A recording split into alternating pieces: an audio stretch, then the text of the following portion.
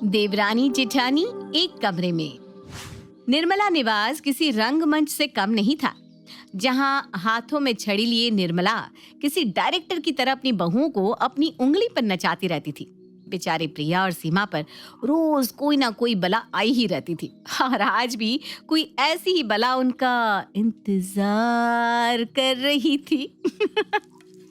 रोज की तरह प्रिया और सीमा किचन में सभी के लिए नाश्ते की तैयारी कर रही थी कि तभी प्रिया अपनी जिठानी से कहती है, लगता है बाबा जी की दी हुई वो धूप अगरबत्ती काम कर गई। आजकल घर में कलेश जरा कम हुआ है ना भाभी। मैं तो कहती हूँ आप भी एक बार उस बाबा जी के पास हो आई, चिंटू के लिए उसकी पेन की पूजा करवा लीजिएगा। फिर एग्जाम में जो चिंटू की पेन ऐसे दौड़ेगी कि कोई रोक नहीं पाएगा। पहले तो तू लकड़ी छू। शादी के 16 साल बाद पहले ऐसे 4-5 दिन गुजरे होंगे जो हमारी सास ने हमें गालियां नहीं सुनाई, वो भी तुझे चुप रहे। और हाँ, मुझे नहीं करना चिंटू के पेन में झाड़ फूंक, ये सब कुछ नहीं होता। तू भी ध्यान रख, बेकार में ये बाबा बाबा के फेर में मत पड़ना, वरना कुछ का कुछ हो जाएगा। सीमा और प्रिया आपस में बात कर रहे थे। जिस शांति की चर्चा उन दोनों के बीच हो रही थी, उसे भंग करते हुए घर का इकलौता दामाद मनोज अपनी पत्नी ईशा का हाथ पकड़े घर आता है, जिसे देखते ही निर्मला खुशी से फूले नहीं समाती और जोर जोर से अपनी बहू को आवाज देने लगती है। अरे बड़ी बहू कहाँ हो? अरे प्रिया जल्दी बाहर आओ, देखो जमाई जी आए हैं, चाय नाश्ता लेकर आओ। अब बैठिए ना, जमाई जी खड़े क्यों हैं? अपने ससुराल में जमाई तो आराम करते ही अच्छे लगते हैं। आराम तो मैं कर लूंगा मम्मी जी, पूरा जीवन पड़ा है आराम करने के लिए, पर इस समय मैं किसी और काम से आपके पास आया हूँ। मनोज की इस बात को सुनते ही निर्मला हक्की बक्की रह जाती है और आंखें बड़ी बड़ी करके अपनी बेटी को देखने लगती है। पति पत्नी के रिश्ते में तो छोटी मोटी अनबन हो ही जाती है दामाद जी। मैं बात करती हूँ ना ईशा से। अरे तूने कुछ कह दिया क्या जमाई जी को? है इसके बदले मैं माफी मांगती हूँ जमाई जी, पर बात क्या हुई बताइए तो। अरे अब तू ही कुछ बोल दे, पत्थर बनकर क्यों बैठी है? इस तरह मुंह सुजाने से क्या होगा? क्या किया है तूने बता दे, वरना मेरे मुंह से कुछ निकल जाएगा। वो क्या बोलेगी मम्मी जी, वो तो मुझसे बात ही नहीं कर रही। अब तो जानती है मैं कितना बड़ा बिजनेसमैन हूँ, कितना फ्लोरिशिंग बिजनेस है मेरा, दूर दूर तक फैला हुआ। इस कारण मुझे शहर से बाहर आना जाना करना ही पड़ता है, और अभी काम के सिलसिले में कुछ दिनों के लिए मुझे दुबई जाना होगा। 2400 घंटे मीटिंग्स में रहूंगा। अरे मुझे तो होटल रूम में आने का भी टाइम नहीं मिलेगा, और ये नए देश में होटल में बैठी बैठी बोर हो जाएगी, पर जिद किए बैठी है कि मेरे साथ ही जाकर रहेगी। घर में ही बिठाना था तो शादी ही क्यों की? मैं नहीं जानती क्या तुम्हारी सोच को? कैसे घर में शादी कर दी मम्मी तुमने? मेरी एक नहीं दो सासें हैं। मेरा पति भी तो मेरी सास ही है, पति जैसा तो कुछ बचा ही नहीं इसके। अरे बेटा, दामाद जी कह रहे हैं तो कुछ सोच समझ कर ही कह रहे होंगे ना। अगली बार तुझे ले जाएंगे ना दामाद जी। देखिए मान गई ईशा, अब वो कुछ नहीं कहेगी। अब आप ना आराम से जाइए। पर बात इतनी सी नहीं है मम्मी जी, दुबई तो मैं वैसे अकेला ही जा रहा हूँ, पर प्रॉब्लम यह है कि मैं इसे छोड़ूंगा। इसे मम्मी के साथ भी नहीं छोड़ सकता, क्योंकि मम्मी और इसकी पटती नहीं, और मेरे पीछे से ये एक दूसरे का कत्ल कर देंगी। इसलिए मुझे यहाँ आना पड़ा। जब तक मैं दुबई से रिटर्न आता हूँ, आप ईशा को अपने पास रख पाएंगी तो अच्छा होगा। रख पाएंगी कि क्या बात है दामाद जी, हमारे घर की बेटी है ईशा, इसके भाग्य का तो खाते हैं हम। जिस दिन ईशा हमारे घर में पैदा हुई थी ना, हमारे तो दिन ही फिर गए थे। ऐसे ही नहीं इसके दोनों भाई इस पर जान छिड़कते हैं। तो फिर ठीक है, मैं कार से ईशा का सामान उतरवा देता हूँ। आशीर्वाद दीजिए मम्मी जी, मुझे निकलना होगा। नमस्ते। और तभी किचन से प्रिया और सीमा हाथ में खाने की ट्रे और चाय लेकर आती हैं। और देर से आती ना तुम दोनों, अब क्या फायदा? चले गए दामाद जी, बेचारे को भूखे प्यासे ही जाना पड़ा। हाँ तो भाभी, तुम कितने दिनों के बाद तो मैं आई हूँ, उसके बाद भी ऐसा बर्ताव? लगता है तुम्हारी दोनों बहुओं को मेरा यहाँ आना पसंद नहीं आया मम्मी। नहीं दीदी, ऐसा नहीं है। आप ऐसा क्यों सोच रही हैं? वो तो मैं गर्मा गर्म समोसे उतार रही थी ना, जीजा जी को समोसे बड़े पसंद है ना, बस उसी में देरी हो गई। 10 मिनट कार में ट्रेवल करने के बाद यहाँ पहुंची हूँ। मैं भी थक गई हूँ। भाभी प्लीज मेरे सर पर अब खड़े मत रहिए। हाँ बेटा, हाँ तू थक गई होगी, जा आराम कर ले बेटा। आराम कर ले? कहाँ आराम कर लो मम्मी? उनके सामने तो मैंने बोल दिया कि मैं अपनी मम्मी के पास रहूंगी, पर उन्हें क्या पता इस घर में तो मेरा एक कमरा भी नहीं है। ये सुनते ही निर्मला ईशा का सूटकेस उठाकर अपनी छोटी बहू प्रिया के कमरे में रख देती है। जब तक तेरी माँ जिंदा है ना बेटा, तेरा इस घर से दाना पानी कोई नहीं उठा सकता। अब से तू प्रिया के कमरे में रहेगी, और दामाद जी के सामने मैंने जो कुछ भी बोला उसे दिल पर मत लगाना। तू तो जानती ही है कि थोड़ी बहुत एक्टिंग तो करनी पड़ती है। कुछ देर बाद प्रिया जब अपने कमरे में जाती है तो वो देखती है कि ईशा ने उसके रूम पर पूरी तरह से कब्जा कर लिया है। अच्छा, आप आराम करिए दीदी, कोई बात नहीं। वो बस मैं थोड़ी देर पीठ सीधी करने आई थी। कोई बात नहीं, कुछ देर की बात है। मैं सीमा भाभी के कमरे में लेट जाती हूँ। ये अच्छा आइडिया दिया तूने बहू। तू एक काम कर, अपना सारा बोरिया बिस्तरा लेकर सीमा के कमरे में शिफ्ट हो जा। तेरी ननद जब तक यहाँ है तेरे कमरे में रह लेगी। अभी मैं सीमा को ये कहूँ तो वो ऐसा क्यों वैसा क्यों करके 10 सवाल करेगी। अरे उससे तो तू समझदार है। मुझे तो कोई प्रॉब्लम नहीं है मम्मी जी, पर मैं एक बार इनसे पूछ लेती हूँ। रात को ये आ जाते हैं, फिर इन्हें जो सही लगे, वरना मैं खुद ही आपको हाँ या ना कर दूँ तो ये नाराज़ हो जाएंगे ना। और रात को खाने के टेबल पर खाने के साथ परोसा जाता है एक सवाल कि ईशा सोए तो सोए कहाँ। एकदम सही फैसला किया है मम्मी तुमने। ईशा प्रिया के कमरे में सो जाएगी, और प्रिया को कोई तकलीफ है तो ईशा हमारे कमरे में सो जाएगी, है कि नहीं सीमा? जेठ जी, वैसे तो मुझे और नील जी को भी आप ही के कमरे में आना पड़ेगा, क्योंकि मम्मी जी ने कहा है कि हम दोनों देवरानी जिठानी एक ही कमरे में शिफ्ट हो जाए, ताकि दीदी मेरे कमरे में सो पाए। ये तो और भी अच्छा है। ठीक है, तो मामला सेट। मुझे तो कोई दिक्कत नहीं है।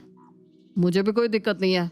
वैसे भी हम दोनों दिन भर बाहर रहते हैं, रात में हमें बस सोना ही तो है, रूम चाटना थोड़ी ना है। और बेचारी प्रिया को अपना सारा बोरिया बिस्तर उठाकर अपनी जिठानी के कमरे में आना पड़ता है। एक तो ऐसा ससुराल, ऊपर से पति इतना होनहार कि क्या कहे आदमी। बताइए भाभी, क्या मैं हाँ नहीं कह सकती थी? कुछ सोच कर ही तो मैंने इनके ऊपर चीजें डाली होगी ना, पर इनको तो इतनी भी समझ नहीं है। मुझे क्या पता था इन महाशय को अपना कमरा छोड़ने में भी कोई दिक्कत नहीं होगी। वही तो बोलते हैं, हमें तो बस रात को सोना है। जैसे हम दोनों को तो कपड़ा बर्तन खाना बनाना सब बिस्तर पर ही करते ना। ऐसा सबक सिखाऊंगी इन दोनों को कि खुद माँ से कहकर ईशा को तेरे कमरे से हटवाएंगे। प्रिया और सीमा मिलकर ये प्लानिंग कर लेती है कि जैसे ही रात को उन दोनों के पति कमरे में सोने के लिए आएंगे, वो दोनों पहले ही बिस्तर पर सो जाएगी, और रात को खाने के बाद दोनों वैसा ही करती है। खाने का मजा आ गया ना भैया। और जो लास्ट में मुखवास रखती ना प्रिया, उसका तो कोई जवाब ही नहीं। आह! ये कहता हुआ नील जैसे ही प्रेम के कमरे का दरवाजा खोलता है तो देखता है कि प्रिया और उसकी भाभी बिस्तर पर आराम से हाथ पैर फैलाए जोर जोर से खर्राटे ले रही हैं। अरे मैं तो भूल ही गया था, अब से हम दोनों को साथ सोना है। मेरा मतलब है हम चारों को। अरे सीमा जरा उठो, हम दोनों को भी सोना है। किंग साइज का बेड है प्रिया, जरा साइड हो जाओ ना। मैं और भैया बाकी कोनों में सो जाएंगे। अरे बैठने भर तो जगह दो यार, ठंड कितनी है। आपके कमरे में तो हीटर था ना भैया, वो कहाँ गया? उठाकर ले गई तुम्हारी बहन। भाभी सपने में बोल रही है क्या? नहीं यार, पर मुझे समझ में आ रहा है कि आगे क्या होने वाला है। लगता है मम्मी की बात मानकर हम दोनों ने बहुत बड़ी गलती कर दी है। नील और प्रेम सीमा और प्रिया को उठाने की बहुत कोशिश करते हैं, पर दोनों जैसे पत्थर की तरह हो जाती है। जिस पर कितना भी सर फोड़ लो, खून आपके माथे से आएगा। परेशान होकर दोनों भाई जमीन पर प्रिया और सीमा की साड़ी बिछाकर उस पर सो जाते हैं। भागो भागो, लगता है विदेशी आक्रमणकारियों ने हम पर हमला कर दिया है। अपनी जान बचाओ। किसी ने कोई हमला नहीं किया भाभी, ये तो प्रेम जी के खर्राटों की आवाज है। सो जाइए। ऐसे विस्फोटक खर्राटे मेरा तो हार्ट फेल होते होते बचा है। किसी तरह सीमा की आंख लगती है कि प्रिया की नाक में बड़ी जोर की बदबू आती है। ऐसी गंदी बदबू। हे राम, लगता है जेठानी जी का पेट खराब है। मुझसे तो ये गंध बर्दाश्त ही नहीं हो रही, उल्टी हो जाएगी। ऐसा साइलेंट बम कौन छोड़ता है भाई? कम से कम पहले आवाज देकर आगाह तो कर दो। मुंह ढककर सो जा। तेरे जेठ जी को रात को इसी तरह से साइलेंट बम छोड़ने की आदत है। अगली सुबह। अरे यार प्रिया, मेरी वो ऑफिस की फाइल कहाँ चली गई? आँख तो खुलने दीजिए। एक तो दूसरे के बिस्तर पर मुझे नींद नहीं आती। बोलिए, किस फाइल की बात कर रहे हैं? एक ही होगी। जो भी कमरे में था सब कुछ मम्मी जी ने इसी कमरे में फिकवा दिया है। ढूंढ लीजिए, इसी कबाड़ में होगा कहीं। नील पूरे कमरे को उथल पुथल कर देता है, पर कहीं भी उसे अपनी फाइल नहीं मिलती और उसे बिना फाइल के ही अपने ऑफिस जाना पड़ता है। बड़ी ठंड है, एक काम करती हूँ, जाकर अपना हीटर तेरे कमरे से ले आती हूँ। जैसे ही सीमा प्रिया के कमरे में जाती है, वो देखती है कि ईशा और निर्मला आराम से भुजिया खाते हुए बिस्तर पर बैठी हीटर का मजा ले रही हैं। यहाँ आने के बाद ना जरा सुकून मिलता है मम्मी, वरना वहाँ तो मेरी सास दिन भर मेरे सर पर खड़ी रहती है। ऐसे ये कौन सा बिस्तर है भाभी का जो मायके से लेकर आई थी? वो तो फूल से भी हल्का था, एक पैर से इधर उधर हो जाता था। ये वाला काफी मजबूत लग रहा है, कहीं तुमने तो बनवा कर नहीं दिया मम्मी? अरे नहीं नहीं बेटा, ये तो प्रेम लेकर आया था। ये अच्छा है, जब बहन कुछ मांगे तो भाइयों के जेब में फूटी कौड़ी नहीं रहती। और अपनी पत्नियों के लिए बड़े बड़े किंग साइज के बिस्तर आ रहे हैं, हीटर आ रहे हैं। तभी सीमा कमरे में आकर कहती है, ये हीटर प्रिया का नहीं, मेरा है दीदी। बाप रे, अब इस घर में मेरा तेरा भी होने लगा। लगता है तू भूल गई है कि अभी इस घर की मालकिन मैं हूँ सीमा। इस घर का सारा सामान मेरे ही अंडर आता है, तो शांति से बाहर जा और दरवाजा लगाते हुए जाना। और हाँ, दोपहर में ईशा के मन का ही खाना बनेगा। एक तो जा रही है जान, ऊपर से आपका फरमान। ऐसे ही मेरे कमरे में देवर जी और देवरानी आ गए, ऊपर सब ये ठंड भी हमें ही बर्दाश्त करनी होगी। इसीलिए तो आप चारों को एक कमरे में शिफ्ट किया है भाभी, ताकि आप लोगों को सर्दी ना लगे। वरना मेरा क्या है, ठंड में ठिठुरती इस सड़े हुए हीटर में सो जाऊंगी। गुस्से में सीमा बड़बड़ाती हुई रसोई में जाती है। गैस ऑन कर दो प्रिया, जरा स्टोव पर ही हाथ सेक लूं। यहाँ तो अपना सामान इस्तेमाल करने की भी इजाजत नहीं मिल रही। वही ना भाभी, मैं तो क्या बताऊं, अपने मायके वालों से बात तक नहीं कर पा रही हूँ। रात को जेठ जी के रहते फोन पर बात करना ठीक नहीं लगता। अब मेरे बोलने से उनकी नींद खराब ना हो जाए, इसलिए मैं अपने घर पर भी बात नहीं कर पा रही। ऊपर से जेठ जी के साइलेंट बम। अरे मेरा तो सर ही फट रहा है, कितने जोर जोर से प्रेम खर्राटे लेता है बाबा रे। दिन बीतते जाते हैं। सीमा और प्रिया पूरी तरह से परेशान हो चुकी थी और उन्हीं के साथ साथ परेशान हो गए थे नील और प्रेम भी। पर बस घड़ी को भरने में जरा सी और देर थी जो उसी रात को पूरी हो जाती है। रात को सभी खाना खाकर आराम से अपने अपने कमरे में सोने जाते हैं और अपने प्लान के मुताबिक सीमा और प्रिया पहले ही बिस्तर पर सो जाती है। नील और प्रेम दुखी मन के साथ जमीन पर जैसे तैसे सो रहे होते हैं कि रात के 2 बजे वो लोग देखते हैं कि उनके कमरे का टीवी खुद ब खुद ऑन हो गया है। ये इतनी रात को टीवी अपने आप कैसे चालू हो गया? भाभी के कमरे में कोई भूत तो नहीं है? और तभी वो जब नींद से उठकर देखता है तो पता चलता है कि बिस्तर पर उसकी माँ और बहन बैठकर आराम से टीवी देख रही हैं। अब प्रिया भाभी के कमरे में टीवी तो है नहीं, इसलिए हम यहाँ टीवी देखने आ गए। कोई प्रॉब्लम होगी क्या? ये सुनते ही प्रेम का गुस्सा टूट पड़ता है। ये सब क्या हरकत है मम्मी? कितना साथ दोगी तुम इसका? सुबह हमें ऑफिस भी जाना है। 1 महीने से ये हमारे सर पर नाच रही है और तुम हो कि इसे और नचवाए जा रही हो। तुम्हारे खुद के कमरे में 2-2 बिस्तर है, एक पर इसे सुला नहीं सकती जो हमारे सर पर इसे चढ़ा दिया तुमने? अरे ना ना, मुझे ना फैल कर सोने की आदत है। रात को बार बार टॉयलेट जाती हूँ और कभी इस बिस्तर पर सो जाती हूँ तो कभी उस बिस्तर पर। मुझे ना भरा हुआ बिस्तर बर्दाश्त नहीं होगा बे।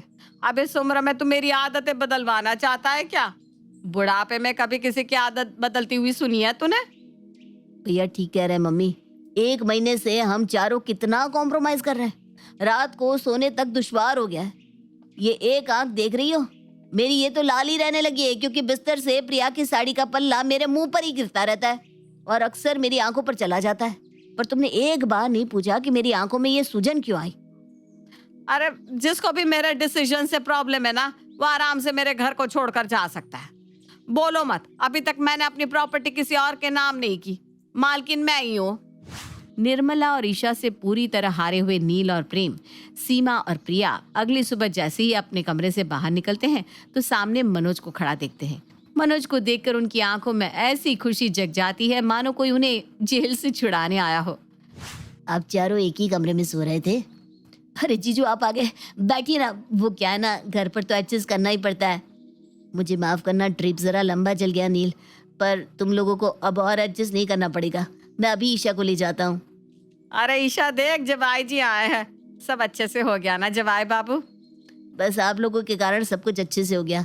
ईशा यहाँ थी तो मुझे उसके बारे में टेंशन लेने की जरूरत नहीं पड़ी और मैं अच्छे से अपने काम पर फोकस कर पाया। 50 लाख का फायदा हुआ है मुझे। इसलिए मैं वहां से आप लोगों के लिए एक आईफोन और मेरी तरफ से ये एक छोटा सा गिफ्ट लाया हूँ।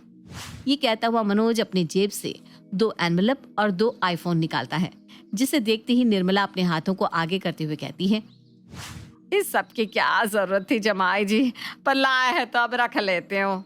ये लीजिए भाभी, अब दोनों ने बहुत एडजस्ट किया है, इसलिए अपने जीजू की तरफ से ये एक छोटा सा गिफ्ट। मनोज निर्मला के सामने प्रिया और सीमा को एक एक आईफोन और पैसों का एनवलप देता है, जिसे देखकर निर्मला के तो तोते उड़ जाते हैं। और मेरे लिए क्या लाए तुम?